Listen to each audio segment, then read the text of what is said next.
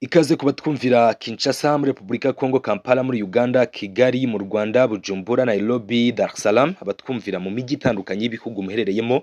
Mwese baha ikaze muri aya makuru yacu agezweho, na makuru abanza y'uyu munsi tariki 29 Gicurasi 2025. Zigezweho birumvikana kubera mu karere k'ibiyaga bigari, ariko byose bifite aho bihurira n'umutekano muke ukomeje kuzamba mu burasirazuba bwa Republika Iharanira Demokarasi ya Kongo, ndetse n'izindi ngingo politike ziri gutiza umurindi kino kibazo cy'intambara zimaze iminsi zihuza ubutegetsi bwa Kinshasa, coalition irimo ibisirikare cyangwa se ingabo z'ibihugu zitandukanye, Burundi, SADC, FDLR, Zawazalendo ndetse n'abandi.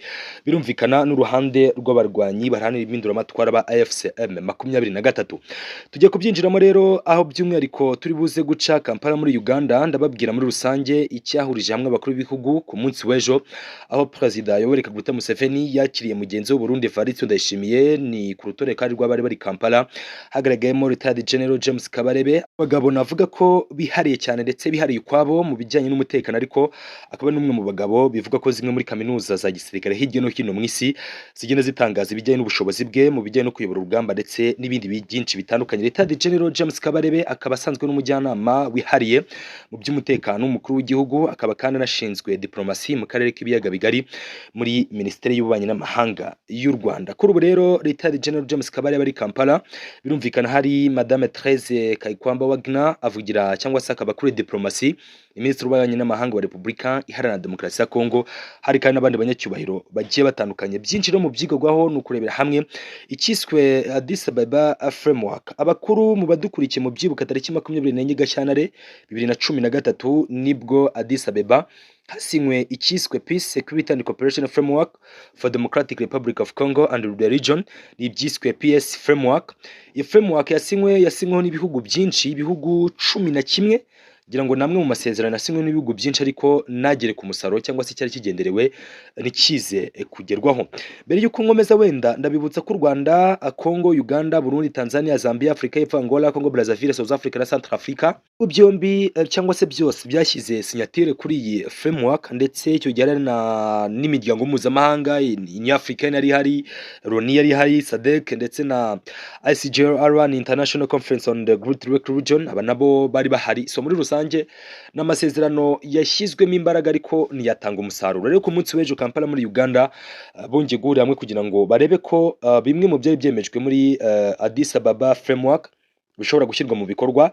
Ariko kandi bije mu gihe n'ubundi mu minsi mike itambutse, mu ijoro ryo ku cyumweru twatangiye, nibwo byamenyekanye ko wahoze ari Perezida wa Repubulika Iharanira Demokarasi ya Kongo Joseph Kabila Kabange yasesekaye mu mujyi wa Goma. Uyu mugabo kandi mu kwasesekara, birumvikana hari byinshi byahise bisobanura cyangwa se byari bivuze, binarimo threats cyangwa se menace ku butegetsi bwa Kinshasa. Turaza kubicamo byose muri rusange, turebere hamwe zimwe muri izi ngingo ndetse n'ibyibanze byizweho. Ni mu gihe kandi ubundi ku bijyanye n'urugamba bivugwa ko Uvira, uyu mujyi wa Uvira, abaturage barimo ndetse n'ingabo ziwukikije, biravuga ko rwose mu minsi mike cyane uyu mujyi wa Uvira ushobora kwisanga mu biganza by'abarwanyi ba M23. Ikindi kandi turi buze gushingaho agati, namaze kubona ko inteko ishinga amategeko ya Francophonie inayobowe n'umunyarwandakazi Madame Louise Mushikiwabo yamaze gutera utwatsi ibirego bya Kongo ndetse n'ibyifuzo bya Kongo, birumvikana ku Rwanda. Ese ni iki Kongo yari yasabye Francophonie ku bijyanye n'u Rwanda, cyane ko mubizi ko ibihugu byombi bimaze igihe bidacana uwaka? Ni mu gihe kandi amakuru aturuka mu gahugu kinyigije hepfo mu Burundi, amakuru ariyo yemeza ko Perezida Evariste Ndayishimiye alias Neva ngo yamaze kuba abuza abadiplomate b'Abarundi gutega indege za Rwandair. Ni mu gihe kandi n'ubundi no sosiyete ikomeye yo mu Rwanda isanzwe yemerewe kugurukira no kugwa ku kibuga cy'indege cyitiriwe Melchior Ndadaye hari Bujumbura, ariko ngo nta mudiplomate n'umwe wo mu Burundi wemerewe kuba yatega iyi ndege ya Rwandair. Nabyo turaza kuba tubivuga mu gihe mu mujyi wa Goma ho hatangijwe igise nk'ahari inama nyunguranabitekerezo. Ni inama bivuga ko zatangijwe na Kabila, aho yiteguye kwakira sendika zitandukanye, aho yiteguye kwakira bamwe mu bafite abo bahagarariye n'ibindi bigiye bitandukanye. Byose rero nibitegura ikiganiro n'itangazamakuru, hariko abashaka kubanza kumva ibibazo abaturage bahura nabyo. Aya makuru yose rero nandi ajyanye na terrain, nibyo turamukanye cyangwa se nibyo dufite mu mamba y'agaseke bafite kuri uyu munsi mu makuru agezweho. Reka byose tubive muziri muzingo, bashimira cyane abakomeza kubana natwe umunsi ku munsi. Muraza kwihanganira ijwi murumva ko bitameze neza. Tumaze iminsi tudafite climat iri favorable, birumvikana y'ubushyuhe n'ubukonje bisimburana bya hato na hato, sometimes bishobora guteza ibibazo. So ngerageza akabazo gato kijwi ariko ndi kubyitaho cyane, byumvikane ko mu gihe gito bishobora kuba byakemutse. Reka mere Kampala muri Uganda. Kampala muri Uganda, Perezida Yoweri Kaguta Museveni yakiriye mugenzi we w'u Burundi Evaristo Ndayishimiye, ngira ngo ari video mwabonye, aho Perezida w'u Burundi, ubundi ni umuco usanzwe muri bino bihugu byacu ko guhereza umuntu ikiganza ni kimwe mu bigaragaza ko mwishimiye cyangwa se umwubashye. So hari kamwe mu tuvideo nabonye twari turi gutrendinga kuri internet, aho Perezida Evaristo Ndayishimiye, nubwo nabonye abantu wenda benshi babigira inkuru ariko si inkuru, kuko mwibuke ko Muzehe Yoweri Kaguta Museveni ari kugana mu zabukuru, so arasabwa kwirinda bikomeye. Ntago ndi bubitindeho no kugira ngo ngaragaze cyangwa se nange ibitekerezo byanjye kuri iyi video. Perezida w'u Burundi asa nk'aho ugiye guha ikiganza Perezida Museveni wa Uganda, ariko Muzehe kubera ko amaze iminsi urumva arimo izabukuru, ibibazo byo gusaza, uburwayi n'ibindi, so asa nk'umwimye ikiganza, ariko bitari uko abagabo bombi mu by'ukuri atari inshuti. Ngira ngo nange clearance kuri kino. So ejo rero Evaristo Ndayishimiye yakiriwe Kampala. Mu by'ukuri navuze ko Leta ya General Kabarebe arahari, Madame Therese Kayikwamba arahari, ni delegation zaturutse, urumva of course nka Uganda nk'igihugu cyakiriye u Rwanda, Burundi ndetse na Republika ya Congo, bari bahari kugira ngo basubiremo barebe nk'ibihugu byombi byanashyize amasignature ku masezerano ya Addis Abeba cyangwa se Ethiopian framework, kugira ngo bongere biyibutse bimwe mu byo bashyizeho signature. Guri hariya rero n'ubundi bije mu gihe amakuru ahari avuga ko buriya ngo Evaristo Ndayishimiye ngo yaba na bimwe mu bimujyanye harimo gutanga ubutumwa cyangwa se gutangira Perezida Felix Tshisekedi message ye. Haravuga ati Museveni ni umwe mu bantu navuga ko barambye cyane mu bijyanye na politike z'akarere k'ibiyaga bigari. Aba bose bari bamwicaye imbere arabaruta mu bijyanye n'ubuyobozi. Ndibaza ko arimo na bamwe mu bari bamwicaye imbere bamukoreye nka Retired General James Kabarebe yabaye mu gisirikare cya Yoweri Kaguta Museveni. Harimo kandi na bamwe mu bari bagize delegation maybe yafashe ubutegetsi bakiri bato cyangwa se abandi bataravuka, byashoboka.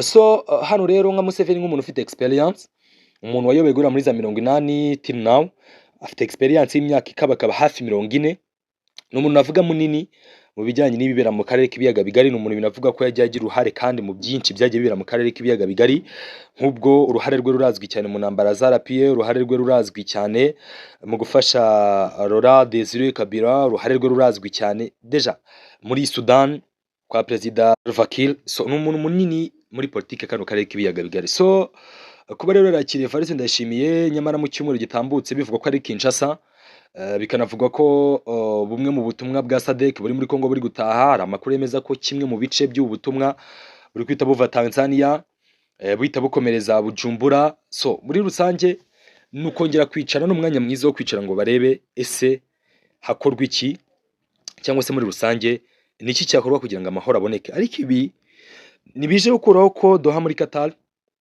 hari biri kuhabera, nibize gukuraho ko Washington muri Leta Zunze Ubumwe za Amerika hari biri kuhabera. Ibi nibize gukuraho Lomé muri Togo hari biri kubahera Perezida Obasanjo. Deja ibi ntago biza gukuraho n'ubundi ibisanzwe bihari biri gukorwa. Hari ibisanzwe bihari of course, habiri gushyirwamo imbaraga, abahuza batari bake bari gushyiramo ingufu. Ibi rero ntago biza guhanagura ibisanzwe bihari kandi biri gukorwa. Ngira ngo kino kintu kize kuba cyumvikana gatanu ku kandi. So urebye rero cyangwa se witegereje muri rusange uko ibintu bimeze mbere gato yuko nkomeza kubyaye biri Kampala, reka mbanze mvuge gato kuri no Addis Ababa framework. Navuze ko yiswe PCS framework, ni Peace Security and Cooperation Framework for Democratic Republic of Congo and the region. Urumva yari amasezerano yari agamije gushakira umuturambye ibibazo by'umutekano muke n'intambara, cyane cyane zazadutse mu bice by'uburasirazuba bwa Kongo, ariko cyane cyane by'umwihariko intego ko ari ukurandura imitwe yitwaje intwaro. Hari zimwe mu ntego eshatu navuga zazigize no masezerano. Intego ya mbere ko ari gushyira urufatiro rw'amahoro cyangwa se gushaka uko hashyirwaho amahoro arambye, yari yo ntego ya mbere. Intego ya kabiri nk'uko byagaragaraga akora gukora imitwe yitwaje intwaro ikora mu burasirazuba bwa Kongo muri M23 y'icyo gihe. Ikindi ko ari gushyiraho uburyo bwo gukurikirana ishyirwa mu bikorwa ry'ayo masezerano agomba kuba yasinywe. Iyi ni nayo ngingo ya nyuma kenshi ikunze gusoza amasezerano yose asinywa. Buriya muri masezerano asinywa hazamo ikintu cyo gushaka gushyiraho delegation cyangwa se team ishobora gukurikirana uko ibintu bishobora kuba bihagaze. So ibi byose rero mu by'ukuri nta na kimwe cyagezweho. Museveni kwakira Perezida Ndayishimiye ngira ngo harimo n'abatangaje ko yanamugiriye inama yuko ingabo ze zishobora gukurwa cyangwa zishobora kwikura hariya. M23 imaze iminsi ivuga ko nta kibazo ifitanye n'abarundi mu by'ukuri, abarundi n'abavandimwe nta kibazo bafitanye nabo, ariko navuga ko nk'uruhare rwabo mu kwivanga mu bibazo by'umutekano muke hariya bishobora kuzabyara ikindi kintu kinini, bishobora kuzaba ibibazo binini kuko ukurikije nk'Uburundi, Uburundi bufite ikibazo cya Uvira. Uvira abazi neza location ya Uvira murabizi ko iherereye neza hafi ya Bujumbura n'umujyi w'ubucuruzi w'Uburundi.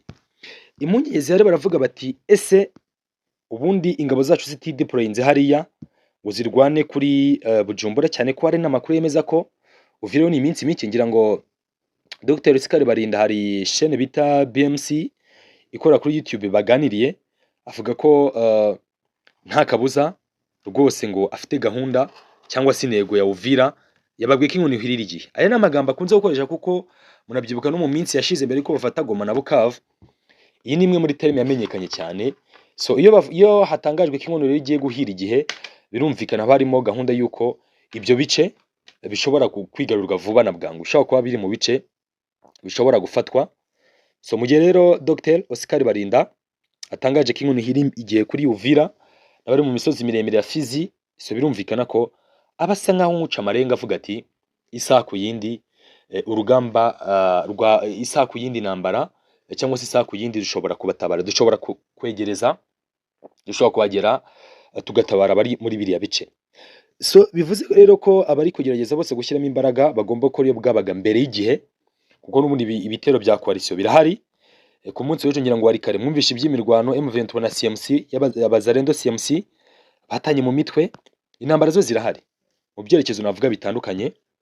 So akaba rero n'ikintu cyo kuvuga ngo ntiharebwe ko ibishobora gushyirwamo imbaraga byose bikorwa hakiri kare kugira ngo hirindwe bino bibazo byose. Uretse wenda n'ibyo, ngira ngo wenda ikindi ukwiye kuba wamenya cyangwa se ikindi nagutangariza nuko uretse na Nairobi ukuyeho abavuga cyangwa se uvanyeho ku ruhande rumwe ibyerekeye Doha, Washington naho ngira ngo mwamaze kubona ko Patrick Muyaya ku munsi w'ejo rwose yaratinyutse avuga ko bari muri gahunda, bavuga ko amasezerano cyangwa se ibyo ari byemeranyijweho rwose biri hafi gukunda, bari hafi kubishyiramo ingufu.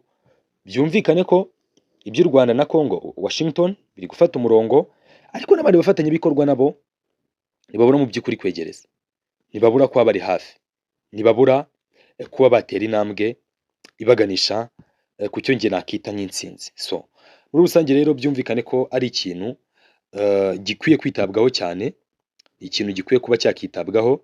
Ubwo ababikurikirana hafi cyangwa se abakurikirana muri rusange uko ibintu bimeze, ubwo ni ugushyiramo ingufu kugira ngo n'iyi ntambara nyine ibashe kuba yahagarara, ibashe kuba yahoshwa muri rusange. So mu gihe rero n'ubundi amakuru n'ubundi turi kugenda dukurura ku rundi ruhande, nanone reka tuvuge ku bijyanye n'Uburundi,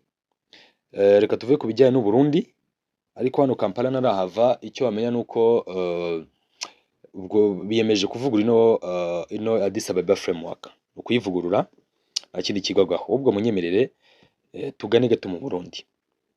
Mu Burundi amakuru turi gukurayo, Perezida Evariste Ndayishimiye Rwandair, ariko mbere yuko mvuga inkuru y'u Burundi reka mvuga inkuru ya Francophonie, niyo mbona wenda benshi mushobora kuba mutegereje mwibaza ngo Francophonie ni iki yangiye Kongo ku bijyanye n'u Rwanda. Perezida w'inteko ishinga amategeko y'ibihugu bikoresha ururimi rw'igifaransa mu isi bayita APF, Hilarion Etongo, yagaragaje ko icyifuzo cy'abayobozi batandukanye bo muri Repubulika ya Kongo basabiraga u Rwanda ibihano barushinze uruhare mu bibazo by'umutekano muke muri kiriya gihugu no gufasha umutwe wa M23 gitandukanye n'uruhare bifuza kugira mu kugera ku gisubizo kirambye.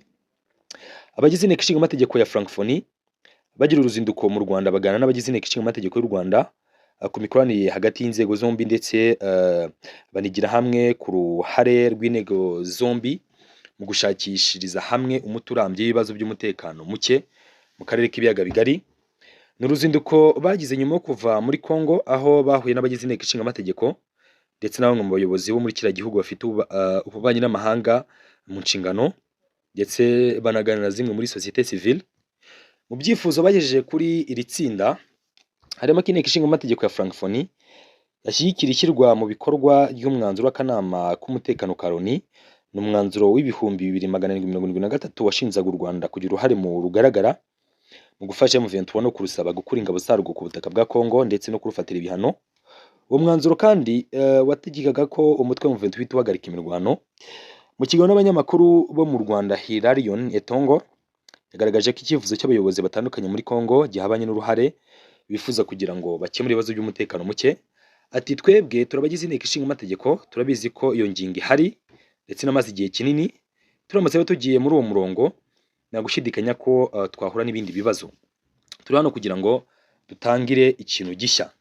Yakomeje agaragaza ko ubushake bwabo bwo kugira uruhare mu gukemura ibibazo butagamije gukuraho ubundi buryo n'inzira ziri gushyiramo imbaraga mu gukemura ikibazo cy'umutekano muke.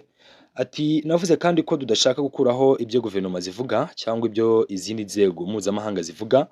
Icyo tuzanye hano n'ijwi ry'abagize inteko ishinga amategeko, tuguma mu rwego rwacu kandi tuzi ko dufite ubushobozi bwo kuzana igitekerezo cyangwa igisubizo gishobora kunganira ibimaze gukorwa cyangwa se ibimaze kuba byagerwaho. Yavuze kandi ko ubwo bari mu biganiro n'abayobozi batandukanye b'abanyekongo bagarutse cyane ku ijambo amahoro kuko nibura ryasubiwemo inshuro zirenga 40. Yemeza ko atagerwaho rero hatabayeho gukemura ibibazo mu buryo bwunganirana. Yakomeje ashimangira ko ibiganiro ari byo nzira ishobora kugera ku gisubizo kirambye kuri ibi bibazo by'umutekano bimaze igihe cy'imyaka irenga 30 mu karere k'ibiyaga bigari.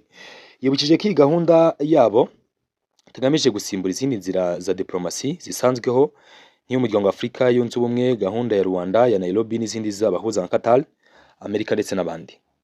Perezida wa Sena y'u Rwanda Dr Francois Xavier Kalinda yerekanye ko u Rwanda rukomeje gushimangira inzira y'ibiganiro nk'ishobora kugeza ku gisubizo kirambye. Ati batubwiye ko muri Congo bababwiye ko barambiwe intambara, natwe twabibagaragarije ko tutigeze tuyifuza, twakomeje gusaba ko icyo kibazo cyarangizwa n'ibiganiro. Nk'inteko ishinga amategeko rero twemereye APF ko uruhare bashaka kugira natwe tuzabafasha kugira ngo akarere kacu kazemo amahoro. Yashimangiye ko igisubizo gishingiye ku ruhare rwa buri wese n'ubushake bwa politike mu gukemura ikibazo mu buryo navuga ko bushobora kuba burambye. So birumvikana ko inteko ishinga amategeko ya Francophonie yamaze kubitera utwatsi ibirego by'abakongomani bakomeje kugenda bagaragaza ko u Rwanda ari threats. Ikindi mu Burundi ngira ngo mwamaze kubimenya ko Ndayishimiye ngo yakuyeho ibi byatangajwe n'uwitwa bamwita Frank Habineza, umuyobozi w'ishyaka rya opposition mu Rwanda ryemewe n'amategeko ya Green Party. Wabwiye itangazamakuru ko nabo yaganiriye n'umwe mu bantu biba hafi imbere mu Burundi, amuhaye amakuru amubwira ko bamwe mu bayobozi bakuru mu Burundi batemerewe gutega indege za Rwandair bitewe n'ibibazo bimaze iminsi bihari hagati y'u Rwanda ndetse n'u Burundi. Burundi rero bushinzwe u Rwanda gufasha Red Tabara, ni umutwe ubangamiye cyane umutekano w'u Burundi. Birumvikana rero niba u Rwanda rushinzwe ko rufasha Red Tabara, nta kuntu Burundi nabwo buhuza amaboko n'u Rwanda. So ibyo niba byumvikana, ariko nibitunguranye. Ariko cyo wamenya nuko n'ubundi indege z'u Rwanda zo ziracyemeye kugwa hariya ku kibuga cy'indege cyitiriwe Melchior Ndadaye hari imbere mu gihugu cy'u Burundi. Ikindi wenda navuga ibijyanye n'intambara ziri gutegurwa, hari gutegurwa intambara zidasanzwe by'umwihariko mu mujyi wa Uvira. Uyu mujyi mu minsi mike rwose ushobora kuza kubamo intambara y'isibaniro, ushobora kuza kuvugamo ibitero bikomeye kuko M23 ndetse na coalition bose bari mu myiteguro. Birumvikana mu gihe batafashe icyemezo kirambye, impande zombi zitumvikanye ku mwanzuro wo gufata icyemezo kirambye, nta kabuza intambara zishobora kuza kwadukana mu mujyi wa Uvira. Na yindi ngingo nibagiwe uretse gushimira cyane abadukurikira, babwira ko amakuru n'ibiganiro byacu byo abara kagaruka ku ngingo nyinshi. So muhahe muronke mugwize cyane, ubundi twongere tuze kubonana mu mwanya uraza kuba uri imbere. Blessings over blessings. Tubashimiye cyane, reka yitsoreza aha ubwo tuze kubana kandi makuru araza kuba agezweho. Mukomeze rero mugire ibihe byiza abadukurikira mwese muri rusange.